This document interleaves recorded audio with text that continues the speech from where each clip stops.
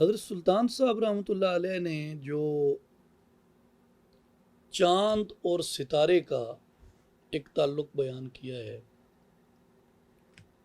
وہ ایک بڑی خوبصورت بات ہے. اب آپ مصرع دیکھیں، چڑھ چنا تے کر روشنائی، تیرا ذکر کریں دے تارے ہوں. اس سے مراد کیا ہے؟ اب اس کو آپ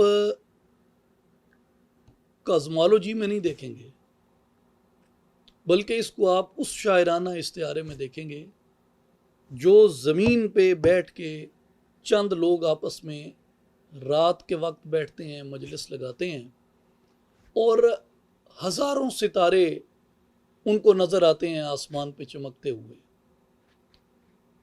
اب ہمارا جو کانسیپٹ ہے وہ یہ ہے کہ جتنے ستارے آپ کو نظر آئیں، لیکن جب تک چاند نکلا ہوا نہ ہو، زمین پہ بیٹھے ہوئے آپ کو دنیا یا آسمان بے رونق نظر آتی ہے. یعنی آپ کا جی چاہتا ہے کہ چاند بھی آئے ان ستاروں کے درمیان. اور یہ اس طرح اس کو اور بھی کئی زبانوں میں، عربی میں بھی یہ استعمال کی گئی ہے بات، فارسی میں، اردو میں، جا بجا یہ ملتی ہیں آپ کو چیزیں، کہ وہ یہ کہتے ہیں کہ جو رونق محفل ہے وہ چاند ہے، اور ستارے جو ہیں وہ اس کے ہم مجلس ہوتے ہیں. تو اس کا معنی ان کے حجم یا ان کے سائز پہ نہیں ہے، بلکہ زمین سے جو ویو نظر آتا ہے یہ اس ویو کی طرف ہے کہ باقی چھوٹے چھوٹے ہزاروں ستارے ہیں لیکن چاند ان میں سب سے نمایاں نظر آتا ہے. آپ اب یہ کہتے ہیں کہ چڑھ چنا تے کر روشنائی، تیرا ذکر کریں دے تارے ہوں. چاند کون ہے اور ستارے کون ہیں؟ آپ فرماتے ہیں کہ جو چاند ہے، اب یہ بات بڑی سمجھنے کی ہے، یہ پورا بیت یعنی چڑھ چنا تے کر روشنائی سے لے کے تاڑی مار اڑاؤ نہ باہو پسا آپ پہ اڈن ہارے ہو، یہ شروع سے آخر تک پورا بیت روح کی داستان ہے، روح کی پکار ہے. آپ یہ فرماتے ہیں کہ روح عالم ارواح میں جہاں رہی ہے، اسے اللہ تعالیٰ کا قرب میسر رہا ہے، اور اس نے اللہ تعالیٰ کے انوار و تجلیات کا مشاہدہ کیا ہے عالم ارواح کے اندر. اب روح جب یہاں اس دنیا میں آتی ہے تو روح اس نور سے اس قید خانے کے اندر آ جاتی ہے. اب یہاں اس قید خانے کے اندر جب وہ آتی ہے تو یہ تو دنیا ہے، وہ علوی روحانی لطیف، یہ مادی سفلی کثیف. یہاں جو کثافت ہے اس کے اندر حجابات ہیں. ان حجابات کی وجہ سے اور دنیا کی طرف رغبت کی وجہ سے، اللہ پاک کی طرف بے رغبتی کی وجہ سے روح کو وہ انوار نظر نہیں آتے، تو روح اس ساری دنیا کی ہجوم کے اندر اپنے آپ کو اکیلا اور تنہا محسوس کرتی ہے. یہاں پہ روح یہ کہتی ہے کہ اے میرے چاند جس کی محفل کا میں ستارہ تھا، اے میرے چاند جس کی محفل کا میں ستارہ تھا.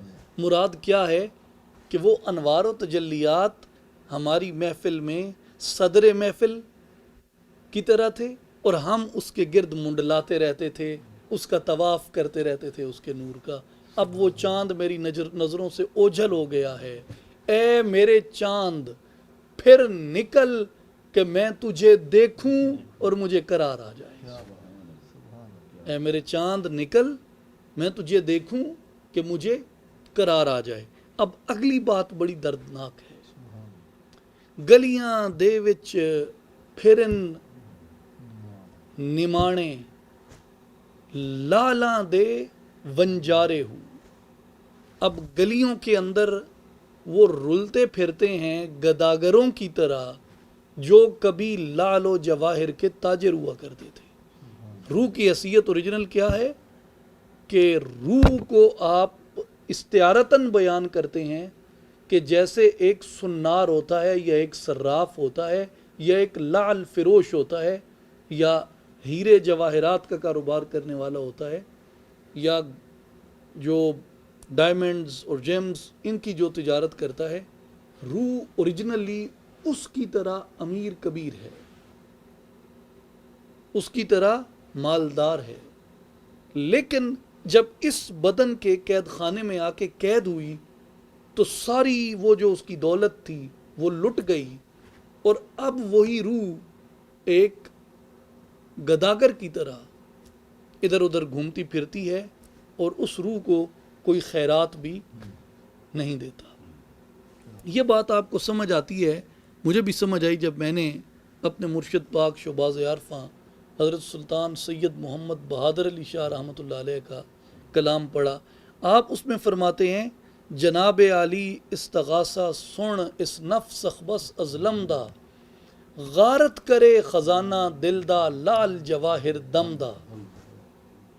اب وہ لال و جواہر ملکیت تو روح کی تھے وہ، لیکن یہاں اس پہ نفس و شیطان کا ایسا ڈاکہ پڑا کہ وہ لٹ گئی اس کی دولت، اور روح اب ایک گداگر کی طرح ہے جس کی کوئی صدا سننے پہ بھی تیار نہیں ہے۔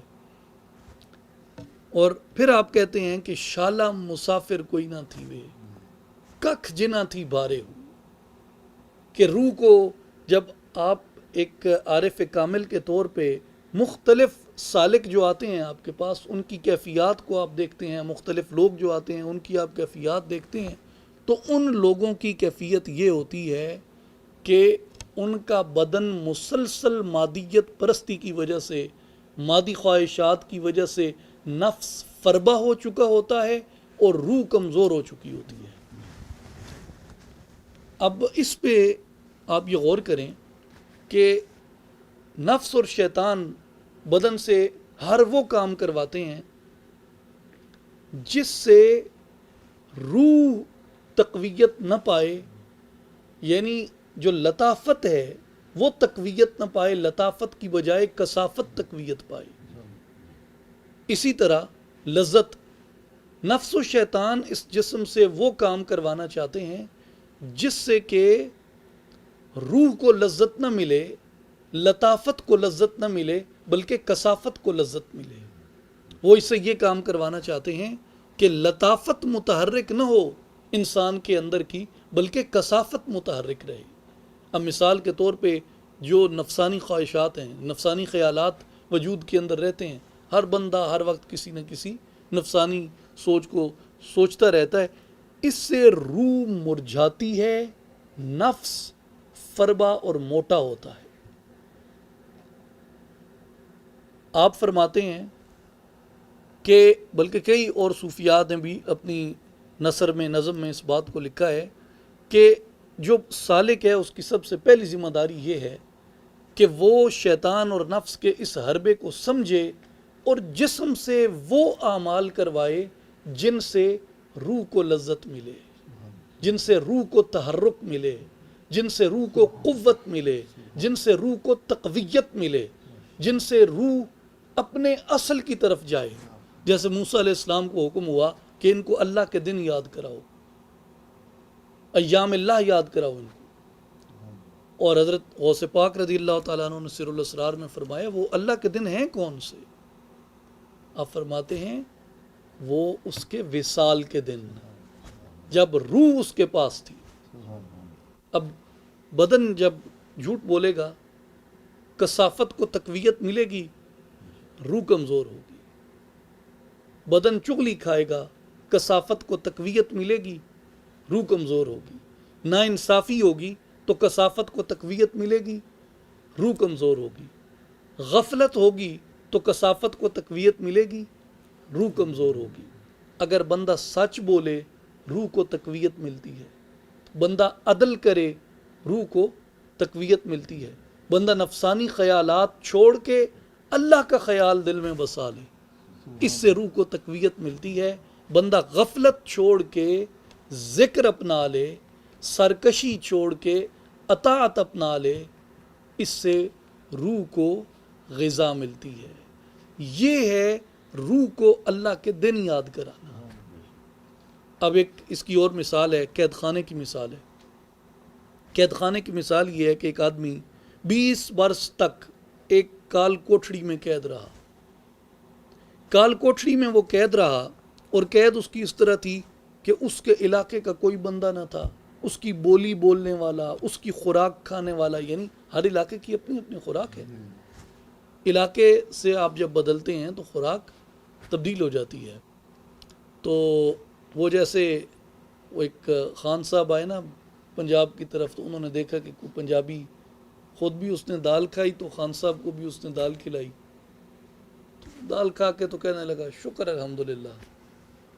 تو خان صاحب کہنے لگے ماڑا ہم تو دال کھا کے شکر نہیں کرتے، تبھی اللہ تعالیٰ ہم کو پہاڑوں میں بھی دمبا پہنچاتا ہے۔ توکل کی بات ہے نا۔ تو اسی طرح ہر علاقے کی اپنی خوراک ہے۔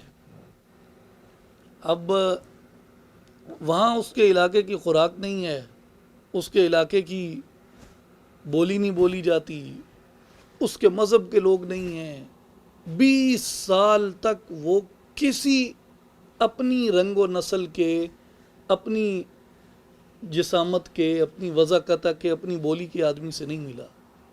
اب وہ مایوس ہے، 20 سال سے وہ امید ہی ہار چکا ہے کہ بھائی میں کبھی یہاں سے نکلوں گا یا میری کبھی کسی سے ملاقات ہوگی۔ اچانک ایک دن وہ سو کے اٹھتا ہے اپنی کوٹھڑی میں، اور اس کے کانوں میں کوٹھڑی کے باہر جو راہداری ہے وہاں سے اس کے علاقے کے کسی بندے کی آواز آ رہی ہے جو اس کی زبان میں بات کر رہا ہے۔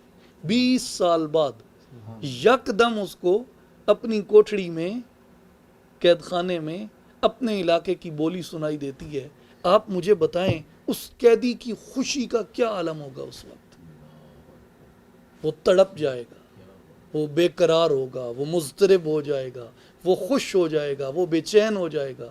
اس کی ٹوٹی ہوئی امیدیں ایک بار پھر جڑنے لگیں گی، مایوسی کے اندھیرے چھٹنے لگیں گے، اور اس کے اندر امید کی ایک اور کرن روشن ہو جائے گی۔ اب یہ کیا ہے؟ اس نے اپنے علاقے کی بولی سنی، بولی سننے کا یہ اثر ہوا کہ اس کی امیدیں واپس آنے لگیں، مایوسی چھٹنے لگی، اندھیرا ختم ہونے لگا، اجالا اس کو نظر آنے لگا۔ یہی بات روح کی ہوتی ہے۔ جب روح اس بدن میں آتی ہے، برس ہا برس گزر جائیں، روح کے سامنے کوئی اللہ کا نام نہ لے، روح کے وطن کی بات نہ ہو، تو روح اس قیدی کی طرح اندر ہی اندر مرجھاتی رہتی ہے۔ لیکن جیسے اللہ کا ذکر ہوتا ہے، اللہ کی کلام پڑھی جاتی ہے، اللہ کی اطاعت کی جاتی ہے، اللہ کی دعوت دی جاتی ہے، وہ روح کو اس طرح لگتا ہے کہ اس کے وطن کی بات ہو رہی ہے، روح کے وطن کی بات ہو رہی ہے۔ اب حضرت سلطان صاحب رحمۃ اللہ علیہ نے یہ فرمایا کہ روح کا وطن یہ دنیا نہیں ہے، روح کا وطن وہ ہے۔ مثلاً آپ کا ایک اور بیت ہے، آپ فرماتے ہیں بن چلایا طرف زمین دے، بن چلایا طرف زمین دے، عرشوں فرش ٹکایا ہو، گھر تھی ملیا دیس نکالا، اسن لکھیا جھولی پایا ہو۔ اب کیا مراد ہے کہ عرش گھر ہے، عرش وطن ہے، عرش وطن ہے، شالا مسافر کوئی نہ تھی وے، ککھ جنا تھی بارے ہو۔ اس سے کیا مراد ہے؟ پردیس میں ہے نا۔ کون پردیس میں ہے؟ بدن پردیس میں نہیں ہے، روح پردیس میں ہے، روح پردیس میں ہے۔ روح کا وطن عرش ہے، گھر تھی ملیا دیس نکالا، روح کو یہاں بھیجا گیا نئے لباس میں، نئے روپ میں، گھر تھی ملیا دیس نکالا، اصل لکھیا جھولی پایا ہو، رونی دنیا نہ کر جھیڑا، ساڈا اگے جی گھبرایا ہو، اسیں پردیسی ساڈا وطن دراڈھا یا حضرت باہو، دم دم غم سمایا ہو، شالا مسافر کوئی نہ تھی وے، ککھ جنا تھی پارے ہو۔ یہ روح کی پکار ہے ساری۔ ایک اور مقام پہ آپ فرماتے ہیں الست بربکم سنیا دل میرے، جند کالو بلا کو کہندی ہوں، الست بربکم کیا میں تمہارا پالنہار ہوں؟ قالو بلا شہدنا ہم گواہی دیتی ہیں کہ تو ہمارا پالنے والا ہے۔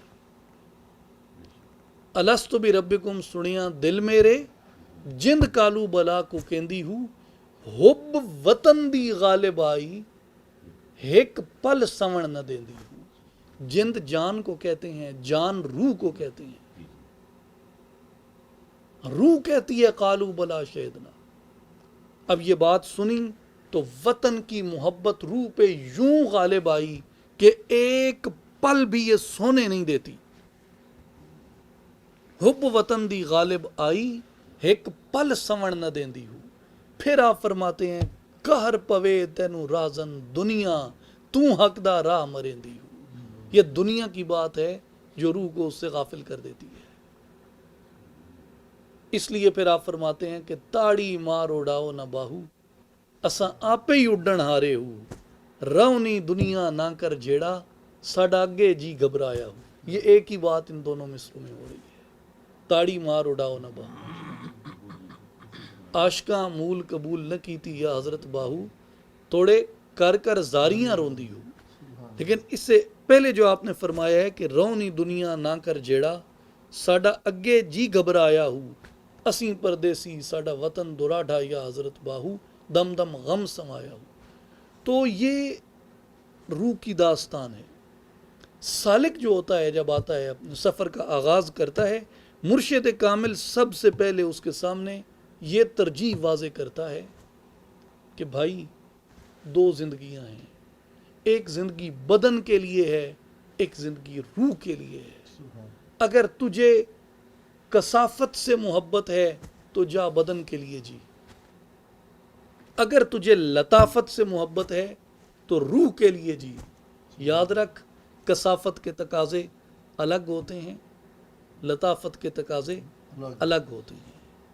इस इल्म को वो लोग अपनाते हैं, वो लोग इख्तियार करते हैं जो अपनी लताफत से मोहब्बत करते हैं, जो अपने अंदर से मोहब्बत करते हैं, अपने बातिन में जुस्तजू करते हैं, अपने बातिन से अपने आप को, जिसे सेल्फ डिस्कवरी कहते हैं, अपने आप को ढूंढना चाहते हैं जो लोग, ये उनकी राह है। और ये जो उरफा का कलाम है, सूफिया का जो कलाम है, ये सारा इस तरफ बंदे की रहनुमाई करता है। और ये उन लोगों के लिए ठीक है, निदा ज़रूर है कि जो कसाफत के तालिब हैं, और इसमें कमाल ही ये है कि ये तो सब के लिए है। जो लताफत नहीं लेना चाहता, कसाफत में इसमें नगमगियत तो है ना, ज़ुबानदानी तो है ना, फैज़ उनको भी मिलता है। लेकिन असल में ये तरबियत का सिलेबस है उन लोगों के लिए जो लताफत की तलाश करते हैं।